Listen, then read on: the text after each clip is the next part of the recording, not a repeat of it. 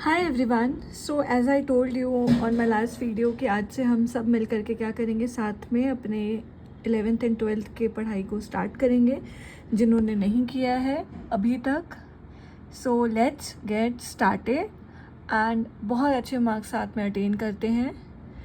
मेरे चैनल का नाम बहुत सिंपल है, दैट इज़ ट्यूटर मित्र।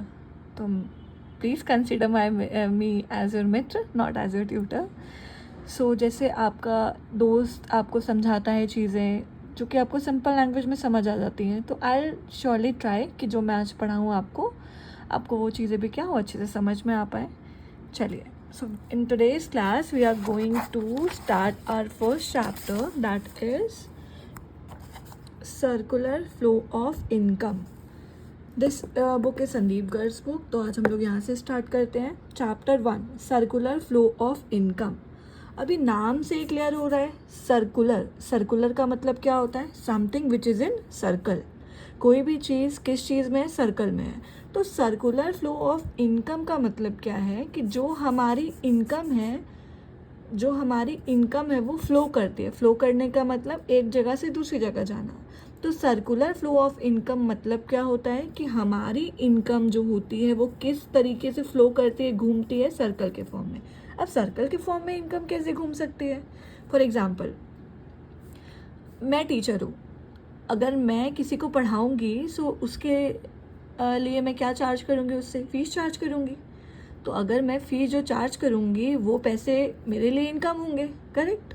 लेकिन अगर वही पैसे जो मुझे एज अ फ़ीस मिले, अगर मैं वो कहीं और खर्च करूँगी, फॉर एग्जांपल मैं जा रही हूँ शॉपिंग करने के लिए, एक जीन्स लेनी है मुझे, तो अगर मेरी फ़ीस वाली जो इनकम थी, अब मैंने उससे जीन्स परचेज़ कर ली, तो वो मेरे पैसे किधर चले गए? दूसरे बंदे के पास चले गए।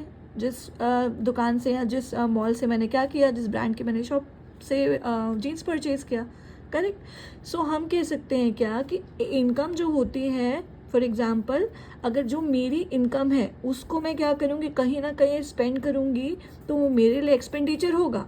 बट जिस पर्सन को वो पैसे मिलेंगे वो तो क्या होगी? उसकी इनकम होगी, करेक्ट। तो सर्कुलर फ्लो ऑफ इनकम बस इतना कहता है कि जो हमारी इनकम होती है वो क्या करती है? एक सर्कल में फ्लो करती है। मीन्स हमारी जो इनकम होती है अगर हम उसको स्पेंड करते हैं तो वो किसी, हमारे लिए तो एक्सपेंडिचर हो गया, बट किसी और के लिए वो क्या बन जाती है? इनकम बन जाती है। फिर उसने अगर इनकम जनरेट किया तो वो पैसे खर्च करेगा, तो जहाँ पैसे खर्च करेगा उस बंदे की इनकम होगी। तो इसी तरीके से ये जो सर्कल है क्या होता है? हमेशा कंटिन्यू रहता है कि एक बंदे की इनकम और दूसरे बंदे का खर्च। मीनिंग समझ में आया चैप्टर का, सर्कुलर फ्लो ऑफ इनकम का? नाउ सबसे पहला topic, first of all before starting the chapter हमें समझना होगा कि इस चैप्टर में हमें पढ़ना क्या है। तो टोटल 5 टॉपिक्स हैं। Before starting of the topic मैं आपको साथ ही साथ previous year most repeated topics भी चैप्टर वाइज बताती चलूँगी। So if I be talking about circular flow of income, तो इसमें सबसे ज़्यादा इंपॉर्टेंट टॉपिक आपका स्टॉक एंड फ्लो, साथ में आपका सर्कुलर फ्लो के कुछ टाइप्स होते हैं जिसमें आपका आगे आप पढ़ेंगे इस चैप्टर में, and circular flow of income खुद में एक इम्पॉर्टेंट टॉपिक है ना। तो we are going to start this book, and हमें पता है कि सर्कुलर फ्लो ऑफ इनकम जो है ये कौन से बुक का पार्ट है? मैक्रो इकोनॉमिक्स का पार्ट है, करेक्ट। सो सबसे पहले हमें क्या जानना होगा कि what is the meaning of macroeconomics. तो the term macro has been derived from the Greek word macros. Macroeconomic जो है वो कौन से वर्ड से निकला हुआ है? एक ग्रीक वर्ड जिसका नाम क्या है? मैक्रोज है, एंड जिसका मतलब क्या होता है? लार्ज, काफ़ी बड़ा। So macroeconomics deal with the overall performance of the economy. इसका मतलब क्या समझे कि मैक्रो इकोनॉमिक्स जो होती है वो किससे रिलेटेड बात करती है? Overall performance, means economy as a whole की बात करती है, इंडिविजुअल लेवल की बात नहीं करती है। जैसे कि हम लोग इसमें बड़े बड़े लेवल पढ़ते हैं, नेशनल इनकम पढ़ेंगे, इन्फ्लेशन पढ़ेंगे, पॉवर्टी पढ़ेंगे, अनएम्प्लॉयमेंट पढ़ेंगे, सारी चीज़ों के बारे में जिसमें हम पढ़ते हैं वो क्या होता है? Macroeconomics.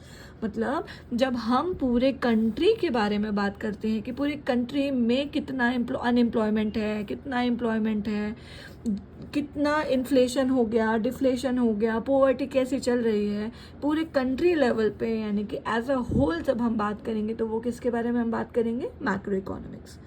तो क्या समझ में आ गया कि लॉर्ड J.M. कीन्स एक बहुत बड़े इकोनॉमिस्ट हैं, इन्होंने एक बुक लिखी थी general theory of employment interest and money. क्या लिखा? बुक का नाम क्या था? The general theory of employment interest and money. इन्होंने क्या किया था, एक डेफिनेशन दिया था कि macroeconomics is that part of economic theory which studies the behaviour of aggregates of the fact as a whole. मतलब क्या कि मैक्रो इकोनॉमिक्स किसका पार्ट है? इकोनॉमिक थ्योरी का पार्ट है, जो कि क्या करता है, हमारे किसकी स्टडी करता है? पूरे economy as a whole. Aggregate का मतलब होता है टोटल। मैक्रो इकोनॉमिक्स इकोनॉमी के सारे टोटल एस्पेक्ट को एक साथ क्या करता है? समझाने की कोशिश करता है। For example national income. National income मतलब पूरे देश की इनकम, कितने लोग हैं, जितने भी लोग हैं हमारी कंट्री में, जब हम सब की इनकम को टोटल करेंगे तो वो क्या बनती है? National income. तो जब हम पूरे देश की इनकम पढ़ेंगे तो वो किसका पार्ट बनेगी? मैक्रो इकोनॉमिक्स का। बट अगर मैं पूछूं कि एक इंडिविजुअल पर्सन की इनकम क्या है, तो वो किसका पार्ट बनेगा? Micro economics. माइक्रो मतलब छोटा, तो अगर माइक्रो वर्ड है दैट मीन्स कि वो इकोनॉमिक्स किसके बारे में स्टडी करेगा? छोटे लेवल पे स्टडी करेगा। But when we are talking about macro, तो मैक्रो मीन्स ये जो इकोनॉमिक्स है वो बड़े लेवल पे स्टडी करेगा, मीन्स पूरे इकोनॉमिक्स की बात करेगा। नाउ अभी मैंने एक लाइट आपको डिफरेंस समझाया between the micro and macro. Same अभी हमारा नेक्स्ट टॉपिक वही है। Now we are going to differentiate between microeconomics and macroeconomics. As I told you, micro का मतलब ही क्या होता है? छोटा, सूक्ष्म। तो माइक्रो मतलब क्या? इसमें देखो शॉर्ट में क्या है? Micro stands for I. In between क्या है? इसमें आई है। तो आई स्टैंड्स फॉर इंडिविजुअल। इंडिविजुअल मतलब एक अकेला इंसान। तो सबसे मीनिंग क्या हो गई इसके सिंपल में? माइक्रो इकोनॉमिक्स एक ऐसा इकोनॉमिक थ्योरी का पार्ट होता है जिसमें हम क्या करते हैं? एक इंडिविजुअल के बिहेवियर को स्टडी करते हैं। मैक्रो इकोनॉमिक्स एक ऐसा पार्ट हमारा इकोनॉमिक थ्योरी का होता है जिसमें हम इकोनॉमी को एज अ होल स्टडी करते हैं। एज अ होल करने का मतलब क्या? कि पूरे इकोनॉमिक्स की स्टडी क्या करते हैं? हम साथ में करते हैं। नाउ इसके टूल्स हम लोगों ने 11th में पढ़े थे, that is demand and supply. लेकिन अगर इसी वर्ड के आगे एग्रीगेट लग गया, एग्रीगेट मतलब टोटल लग गया, तो ये पूरे इकोनॉमी के बारे में स्टडी करेगा। अगर डिमांड एंड सप्लाई लिखा है दैट मीन्स ये इंडिविजुअल लेवल के बारे में बात हो रही है। बट अगर aggregate demand and aggregate supply word use हो गया दैट मीन्स व्हाट? कि ये पूरे इकोनॉमी एज अ होल के बारे में हम बात कर रहे हैं। नाउ नेक्स्ट हमारा डिफरेंस पॉइंट क्या है? नेक्स्ट बेसिस क्या? ऑब्जेक्टिव। अभी हमारा मेन इकोनॉमिक्स का डिटरमाइनिंग प्रोजेक्ट क्या होता है? मीन्स इसका मेन काम क्या होता है कि कितना प्राइस हमारे कमोडिटी का होगा। कमोडिटी मतलब एक सामान कितने में मिलेगा, करेक्ट? एक सामान कितने में मिलेगा तो वो डिसाइड करता है कौन? Factors of production. बनाने में कितना खर्च आ रहा है, करेक्ट? लेकिन अगर हम बात करते हैं अपने मैक्रो इकोनॉमिक्स की, तो इसका मेन ऑब्जेक्टिव ये होता है चेक करना कि हमारे कितनी इनकम है एंड हमारी कंट्री में कितना एक्सपेंसेस है, correct? Now next is basic assumptions. क्या होता है? जब हम माइक्रो के बारे में पढ़ेंगे तो हम ऐसा मान के चलेंगे कि मैक्रो के सारे वेरिएबल्स क्या होंगे? कांस्टेंट होंगे। एंड जब हम मैक्रो के बारे में पढ़ेंगे तो हम ऐसा मान के चलेंगे क्या होगा? कि माइक्रो कांस्टेंट होगा। मीन्स वाइस वर्सा काम होता है कि अगर हम माइक्रो वेरिएबल्स को स्टडी करेंगे तो हम ऐसा समझेंगे कि मैक्रो वेरिएबल्स जो है वो कांस्टेंट है, इसमें किसी भी तरीके का चेंजेस नहीं होगा, तभी हम माइक्रो को अच्छे से इवैल्यूएट कर पाएंगे। और लेकिन जब हम मैक्रो के बारे में स्टडी करेंगे तो हम ऐसा मान के चलेंगे कि माइक्रो वेरिएबल्स कांस्टेंट है, इनका कोई डिसीजन जो होगा वो मेरे मैक्रोस पे यानी कि टोटल एग्रीगेट पे फ़र्क नहीं करेगा। नाउ माइक्रो इकोनॉमिक्स को हम लोग अदर नेम से क्या जानते हैं? Price theory.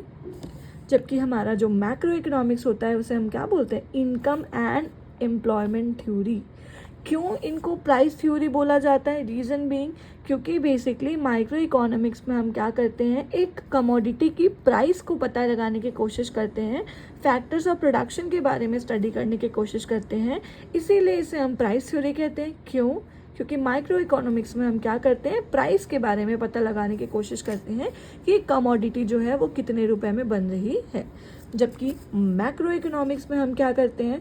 हम लोग इनकम के बारे में बात करते हैं। इनकम मतलब पूरे देश की इनकम के बारे में बात करेंगे, एम्प्लॉयमेंट थ्योरी के बारे में बात करेंगे। मीन्स लोग हमारे यहाँ पे काम कर रहे हैं, एंड एक सॉलिड चैप्टर है हमारे पास इनकम एंड एम्प्लॉयमेंट वाला, जिससे हम लोग आगे अपकमिंग क्लासेस में कंटिन्यू करेंगे. Now the last difference is, इसमें आप कोई एग्जांपल ले सकते हो. माइक्रो इकोनॉमिक्स में हम किसके बारे में स्टडी करते हैं? Individual income, individual output. जबकि यहाँ पे हम क्या बात करते हैं? नेशनल इनकम, पूरे देश की इनकम. नेशनल आउटपुट, पूरे नेशनल का कितना प्रोडक्शन हो रहा है वो.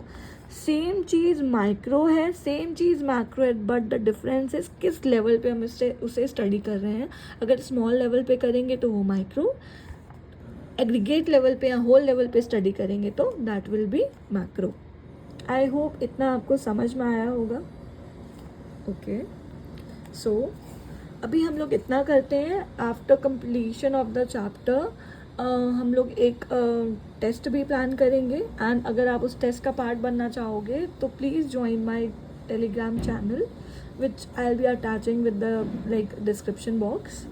Now need for a system like separate theory of macro economics. अब एक क्वेश्चन आता है कि जब माइक्रो इकोनॉमिक्स बन गया था, हम लोग अच्छे से इंडिविजुअल लेवल के बारे में स्टडी कर रहे थे, प्रोडक्ट कितने का बन रहा है, प्राइस क्या हो रहा है, मार्केट की स्टडी कर पा रहे थे, तो क्या ज़रूरत ऐसी पड़ गई कि मैक्रो इकोनॉमिक्स जैसी एक इकोनॉमिक्स थ्योरी हमें बनानी पड़ गई. इसके पीछे एक छोटी सी स्टोरी थी. चलिए हम समझते हैं पहले वो क्या स्टोरी थी. फॉर एग्जाम्पल, आप कुछ ना कुछ तो पैसे सेव करते होगे. अगर नहीं करते हो तो करना स्टार्ट कर दो, बट थोड़े लेवल पे. तो मैंने क्या बोला कि हम क्या करते हैं, कुछ ना कुछ पैसे तो सेव करते हैं. करेक्ट. सेव करना तो हमारे लिए अच्छा होता है. यस और नो? करेक्ट.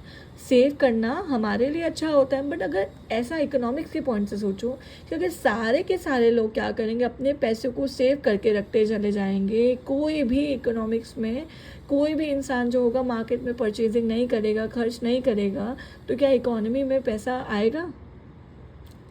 क्या इकोनॉमी में पैसे आएंगे? नहीं आएंगे. तो जब इकोनॉमी में पैसे नहीं आएंगे तो इकोनॉमी क्या करेगी? इकोनॉमी ग्रो कर पाएगी नहीं, उस पर उसका एडवर्स इम्पैक्ट पड़ेगा. तो हमने क्या समझा कि सेविंग करना इंडिविजुअल पॉइंट से तो क्या था, अच्छा था. करेक्ट. बट अगर हम बात करते हैं एज अ होल, पूरे मार्केट के लेवल पे बात करते हैं, तो सेविंग क्या थी? इकोनॉमी के लेवल से तो सेविंग सही बात नहीं है ना. क्यों? क्योंकि उसको तो पैसे मिले ही नहीं, मार्केट से पैसे आए नहीं. तो हम कह सकते हैं क्या कि कोई चीज़ इंडिविजुअल लेवल पे सही हो सकती है, बट इसका मतलब ये नहीं है कि वो टोटल या एग्रीगेट लेवल पे भी सही हो. तो हमने क्या समझा कि माइक्रो इकोनॉमिक्स जो था वो एग्रीगेट ऑफ इकोनॉमी के बारे में पढ़ने में, means economy as a whole, total economy के बारे में पढ़ने के लिए केपेबल इनफ नहीं था. क्योंकि एज आई टोल्ड यू कि सेविंग जो था वो माइक्रो लेवल पे तो क्या था, अच्छी बात था, बट मैक्रो लेवल पे देखा जाए तो वो क्या था, सही नहीं था. तो इससे ये रिजल्ट हुआ क्या कि एग्रीगेट ऑफ फैक्ट्स को पूरे इकोनॉमी की स्टडी करने के लिए हमने क्या किया, एक सेपरेट थ्योरी बनाया, एंड उसी सेपरेट थ्योरी को हम लोगों ने क्या किया, मैक्रो इकोनॉमिक्स के नाम से रखा. तो मैक्रो इकोनॉमिक्स से आप क्या समझे कि मैक्रो इकोनॉमिक्स क्या करता है, हमारी हेल्प करता है ताकि हम क्या कर पाएँ, इकोनॉमिक सिस्टम को समझ पाएँ और बहुत सारे ऐसे फेनोमेना को अंडरस्टैंड कर पाएँ जिसका इम्पैक्ट हमारी इकोनॉमी पे होता है, बट उसका इम्पैक्ट इंडिविजुअल लेवल पे नहीं होता है. आई होप आपको इतना समझ में आ गया. नाउ ये हमारी वन ऑफ द, मतलब अभी तक जितना हमने पढ़ा उसमें से one of the important topic है, बिकॉज़ ये पर्टिकुलर टॉपिक जो है वो हमारे प्रीवियस ईयर क्वेश्चंस में से एक है. ये काफ़ी बार रिपीट हुआ है. So let's get started. अब हम आगे पढ़ने की कोशिश करते हैं. अगर आपको समझ में आ रहा है मेरा पढ़ाया हुआ, तो एक छोटे से लाइक से तो कुछ नहीं होगा. आप लाइक कर सकते हो, and please please please subscribe भी कर सकते हो आप. Okay, so now we are going to start with the circular flow of income. अभी जैसे मैंने आपको समझाने की कोशिश की ना कि हमारी जो इनकम है वो कैसे कैसे घूमती है, सर्कल फॉर्म में घूमती है. सर्कल फॉर्म में घूमने का मतलब क्या कि जो किसी पर्सन के लिए क्या है, एक्सपेंस है, ठीक है, वो किसी पर्सन के लिए इनकम है, और किसी पर्सन की जो इनकम है वो उसको क्या करेगा, खर्च करेगा, तो दूसरे के लिए इनकम हो गया. मीन्स जो पैसा होता है वो एक हैंड से दूसरे हैंड सॉरी पैसा जो है वो एक हैंड से दूसरे हैंड क्या करता है, ट्रांसफ़र होता ही रहता है. नाउ अब हम बात करते हैं, क्लास 11th में हमने पढ़ा था कि हमारी ह्यूमन की वांट्स क्या होती है, अनलिमिटेड होती है. करेक्ट. ह्यूमन की वांट्स अनलिमिटेड होती हैं, जिसकी वजह से उन लिमिटेड रिसोर्सेज में हम क्या कर सकते हैं, प्रोडक्शन करना थोड़ा हमारे लिए क्या होता है, डिफ़िकल्ट हो जाता है। करेक्ट। तो अभी हम सोचेंगे क्या कि सिंपल कंसिडर करने के लिए हम ऐसा सोच के रखेंगे कि हमारी पूरी इकोनॉमी को हम कितने पार्ट्स में डिवाइड करेंगे, 2 पार्ट्स में डिवाइड करेंगे। करेक्ट। वो क्या है, 2 सेक्टर में, नॉट पार्ट्स, 2 सेक्टर में डिवाइड करेंगे। एक हमारा होगा हाउस होल्ड और एक हमारा होगा प्रोड्यूसर। प्रोड्यूसर कह लो या एक तरीके से आप कह सकते हो हाउस होल्ड कह लो या फर्म कह लो। करेक्ट। अब हम बात करते हैं क्या होता है। अब आप पूरी इकोनॉमी में आपको इतना तो पता है कि कोई इंसान जो होगा वो सामान बनाएगा और दूसरा इंसान क्या करेगा, उसको खरीदेगा। करेक्ट। यस और नो। तो सेम लाइक दिस हम भी ऐसा मान के चलते हैं क्या कि हमारी इकोनॉमी में क्या करते हैं, जो फर्म होते हैं, फर्म का काम क्या होता है कि वो गुड्स एंड सर्विस को बनाते हैं। किसकी मदद से बनाएंगे, फैक्टर्स ऑफ प्रोडक्शन की मदद से बनाएंगे। अब ये फैक्टर्स ऑफ प्रोडक्शन क्या होता है, फैक्टर्स ऑफ प्रोडक्शन नाम से दिख रहा है, प्रोडक्शन से रिलेटेड फैक्टर्स, मतलब क्या कि ऐसे चीज़ें हैं जिनकी मदद से ही हम किसी चीज़ को प्रोडक्शन कर पाएंगे, प्रोड्यूस कर पाएंगे। ये नहीं होंगे तो कोई चीज़ का प्रोडक्शन नहीं होगा। और हम ऐसा मान के चलते हैं कि ये फैक्टर्स और जो प्रोडक्शन होते हैं ये किसके पास होते हैं, हमारे हाउस होल्ड के पास होते हैं। किसके पास होते हैं, हाउस होल्ड के पास। और दूसरा क्या होता है हमारा, दूसरा क्या होता है हमारा, फर्म। तो हमने क्या समझा कि पूरे इकोनॉमी को हम 2 सेक्टर्स में डिवाइड करते हैं, एक होता है हाउस होल्ड और दूसरा क्या होता है, फर्म। करेक्ट। अब हम पता करते हैं कि फर्म जो होता है सिर्फ उन्हीं का काम क्या होता है, गुड्स एंड सर्विसेज को बनाना। ठीक है। और कैसे बनाएंगे, वो फैक्टर्स ऑफ प्रोडक्शन का यूज़ करके बनाएंगे। एंड ये फैक्टर्स ऑफ प्रोडक्शन क्या क्या होते हैं, land, labour, capital, entrepreneur. Land एक फैक्टर ऑफ प्रोडक्शन होता है। लैंड अगर हम किसी का यूज़ करेंगे तो उसकी इनकम क्या होती है, रेंट। अगर हम लेबर यूज़ करेंगे तो उसकी इनकम क्या होती है, वेजेस। एंड अगर हम लेबर यूज़ करना मतलब अगर हम किसी से मेहनत करवा करके प्रोडक्शन करवाएंगे तो उसको रिवॉर्ड में क्या देंगे, मेहनताना देंगे। मेहनताना मतलब वेजेस देंगे।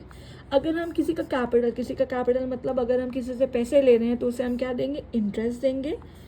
एंड अगर हम एंटरप्राइज का यूज़ करेंगे, एंटरप्राइज मीन्स एक बिजनेसमैन कह सकते हैं हम कि ये क्या, इसको हम क्या देंगे इन रिटर्न, प्रॉफिट। तो हमने क्या समझा कि जो हमारा फर्म होता है वो क्या करता है, गुड्स एंड सर्विसेज का प्रोडक्शन करता है। किसका यूज़ करके, फैक्टर्स ऑफ प्रोडक्शन। और फैक्टर्स ऑफ प्रोडक्शन कितने होते हैं, 4, लैंड, लेबर, कैपिटल, एंटरप्रेन्योर या एंटरप्राइज। लैंड पे हम एज अ रेवेन्यू क्या देंगे, इनकम क्या देंगे, रेंट। लेबर पे इनकम क्या देते हैं, वेजेस। कैपिटल पे इनकम क्या देते हैं, इंटरेस्ट। एंड एंटरप्राइज पे क्या देते हैं, प्रॉफिट। तो यहाँ पे समझ में आ गया कि फैक्टर्स ऑफ प्रोडक्शन कौन सप्लाई करता है, हाउस होल्ड सप्लाई करता है। तो ऑब्वियस सी बात है, अगर हम क्या करेंगे, किसी से उनकी सर्विसेज लिंक के प्रोडक्शन यूज़ करेंगे। करेक्ट। अगर हम किसी से काम करवा रहे हैं तो उन्हें पेमेंट तो करना ही करना पड़ेगा, है ना। तो उसी तरीके से फर्म जो है वो क्या ले रहा है, हाउस होल्ड से उनके फैक्टर्स ऑफ प्रोडक्शन को ले रहा है। फैक्टर्स ऑफ प्रोडक्शन को लेना मतलब लैंड, लेबर, कैपिटल, एंटरप्राइज को ले रहा है। अगर वो उनसे ले रहा है तो उसका रिस्पॉन्सिबिलिटी है ना कि उनको क्या करना, पेमेंट करना। करेक्ट। तो फर्म को क्या करना होगा, पेमेंट करना होगा। किसको पेमेंट करना होगा, फैक्टर्स ऑफ प्रोडक्शन को पेमेंट करना होगा। एंड कैसे पेमेंट करेंगे, as I told you, land पे हम क्या देंगे, रेंट। लेबर पे क्या देंगे, वेजेस। कैपिटल पे क्या देंगे, इंटरेस्ट। एंड एंटरप्राइज को क्या देंगे, प्रॉफिट। इन्हीं सबको चारों को हम क्या कहते हैं, फैक्टर इनकम। ये फैक्टर्स ऑफ प्रोडक्शन एंड ये क्या होता है, फैक्टर इनकम। मतलब क्या कि फैक्टर ऑफ प्रोडक्शन यूज़ करने के बदले हम जो भी पेमेंट देते हैं उनको, उससे हम क्या बोलते हैं, फैक्टर। मतलब जिस पर्सन को मिलेगा वो क्या होता है, फैक्टर इनकम। तो हम अब यहाँ तक तो हमें समझ में आ गया। क्या समझे कि फर्म क्या करता है, गुड्स एंड सर्विस बनाता है। एंड कैसे बनाएगा, फैक्टर ऑफ प्रोडक्शन का यूज़ करके बनाएगा। कौन देगा, हाउस होल्ड देगा। करेक्ट। तो अब उसने फैक्टर्स ऑफ प्रोडक्शन का यूज़ किया, ठीक है। अब मेहनत किया है तो इनकम मिला। अब फॉर एग्जांपल मैंने लेबर दिया किसी को और मुझे वेजेस मिला। अब वेजेस का मैं क्या करूँगी, कहीं ना कहीं अपनी नीड्स को फुलफिल करने के लिए खर्च करूँगी, करेक्ट।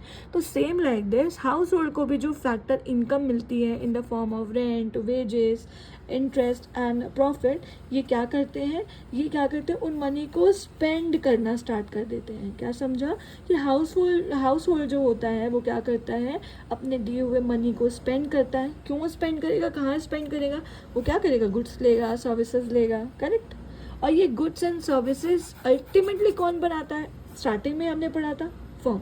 तो हमने क्या समझा कि फर्म ने क्या किया, मैन्युफैक्चर किया, गुड सर्विस प्रोड्यूस किया, किसकी मदद से, हाउस होल्ड की मदद से, फैक्टर ऑफ प्रोडक्शन लेकर के। फैक्टर ऑफ प्रोडक्शन यूज़ करने के बाद उसने क्या दिया इन रिटर्न, फैक्टर इनकम दिया। एंड जो पैसे इन हाउस होल्ड को मिले थे अब वो क्या करेंगे, स्पेंड करेंगे। हमें जो पैसे मिलेंगे उसको हम खर्च करेंगे ना, या तो कोई सामान खरीदेंगे या तो कोई सर्विस लेकर के आएंगे, करेक्ट। सामान लेने का मतलब रोटी चावल कपड़ा लिया, कुछ भी सामान ले लिया, यहाँ सैलून चले गए, हेयर वॉश करवा लिया, कहीं भी चले गए। तो गुड्स एंड सर्विसेज परचेज करने के लिए हम क्या करेंगे, वो पैसे जो हमें मिले हम स्पेंड करेंगे। और ये सामान बनाता कौन है, फर्म बनाता है। तो अल्टीमेटली जो पैसे फर्म ने दिए थे घूम फिर करके वो अल्टीमेटली किसके पास पहुंच गए, फर्म के पास वापस ही पहुंच गए। तो सर्कुलर फ्लो ऑफ इनकम समझ में आया कि जो पैसे इनकम जो थी सबसे पहले कहाँ गई, फर्म से हाउस होल्ड गई। क्यों, क्योंकि फर्म ने क्या लिया इनसे, फैक्टर्स ऑफ प्रोडक्शन पे फैक्टर ऑफ इनकम दिया, फैक्टर पेमेंट किया। एंड यही जो पेमेंट मिली थी हाउस होल्ड को, इसी पेमेंट को इन्होंने क्या किया, अपने कंजम्पशन के लिए, अपने खाने पीने के लिए क्या किया, खर्च किया। एंड इसी पूरे सिचुएशन को हम क्या कहते हैं, सर्कुलर फ्लो ऑफ इनकम कहते हैं, करेक्ट। तो अगर एक सिंपल डेफिनेशन आपको बतानी होगी कि सर्कुलर फ्लो ऑफ इनकम क्या होता है, सर्कुलर फ्लो ऑफ इनकम क्या होती है, एक साइकिल होती है जिसमें हम क्या करते हैं, इनकम का जनरेशन करते हैं प्रोडक्शन प्रोसेस में। इसमें हम क्या करते हैं, सबसे पहले इनकम का जनरेट करेंगे। और कैसे जनरेट करेंगे, हमने फैक्टर्स ऑफ प्रोडक्शन जो भी यूज़ किए थे उनको हम क्या देंगे, डिस्ट्रीब्यूट करेंगे। एंड अल्टीमेटली वही पैसे हाउस होल्ड से फिर किसको मिल जाएंगे, फर्म को मिल जाएंगे in the form of consumption expenditure. And consumption expenditure मतलब क्या, वो खर्च जो कि हम खाने में करते हैं। तो अगर सर्कुलर फ्लो ऑफ इनकम आएगा तो आपको सिर्फ 3 लिखना है चीज़ें, कि जो पैसे आपने क्या किए, रिसीव किए, जो पैसे आपने क्या किए, रिसीव किए, जो पेमेंट आपने वाले फैक्टर्स ऑफ प्रोडक्शन आपने यूज़ किया हाउस होल्ड से, उसके बदले आपने उनको फैक्टर पेमेंट किया। पेमेंट करना का मतलब आपने उनको पैसे दिए उनकी सर्विस के बदले। एंड जो आपने पैसे दिए वही जो हाउस होल्ड है वो क्या करेगा, स्पेंड करेगा। एंड स्पेंड करके वो क्या करेगा, ultimately goods and services purchase करेगा, जो घूम फिर करके किससे लेगा, वो फर्म से लेगा, ठीक है। तो इन शॉर्ट आपने क्या समझा कि हमारा जो इकोनॉमी है उसको 2 पार्ट में डिवाइड किया हम लोगों ने। कौन सा, फर्म, और दूसरा क्या था, हाउस होल्ड, करेक्ट। फर्म ने क्या किया, फर्म ने इनसे क्या लिया, फैक्टर ऑफ प्रोडक्शन लिया, correct. And factor of production लेने के बजाय मतलब लिया तो इनको क्या दिया, इनको फैक्टर पेमेंट किया। जो इसके लिए फैक्टर पेमेंट थी, इसी के लिए क्या बन गई, फैक्टर इनकम बन गई। एंड इसी इनकम को इन्होंने वापस घूम फिर करके कहाँ खर्च किया, इस फर्म के पास खर्च किया, as what, as consumption expenditure. तो क्या समझा, जो पैसा फर्म के पास से एज अ फैक्टर पेमेंट या फैक्टर पेमेंट उनके पास गया, वही घूम फिर करके कंजम्पशन एक्सपेंडिचर के हिसाब से वापस फर्म को मिल गया। सो आज हम लोग इसी पे वाइंड अप करते हैं। आई होप इतना आपको समझ में आया हो। आज हम लोगों ने क्या पढ़ा, इकोनॉमिक्स क्या होता है वो समझा, सर्कुलर फ्लो ऑफ इनकम क्या होता है वो समझा, माइक्रो एंड मैक्रो के डिफरेंस क्या होता है वो पढ़ा, मैक्रो एंड माइक्रो में मेजर क्यों ऐसा सेपरेट थ्योरी क्रिएट करना पड़ा हमने वो पढ़ा, सर्कुलर फ्लो ऑफ इनकम क्या होता है हमने वो पढ़ा। एंड कल हम क्या करेंगे, कल हम अपने नेक्स्ट टॉपिक को स्टार्ट करेंगे, that is stock and flow. साथ में हम लोग टाइप्स ऑफ सर्कुलर फ्लो भी पढ़ेंगे। उसके बाद हम लोग क्या करेंगे, circular flow in simple economy क्या होती है वो हम पढ़ने की कोशिश करेंगे। एंड हम इसके बाद एक क्लास और लेंगे जिसमें हम लोग क्वेश्चंस प्रैक्टिस करेंगे। Okay, thank you for watching this video. I hope आप कुछ सीख के जाओ यहाँ से, एंड अगर कुछ भी आपको समझ में आया हो थोड़ा सा भी तो please subscribe to my channel. हर हर Mahadev, have a good day.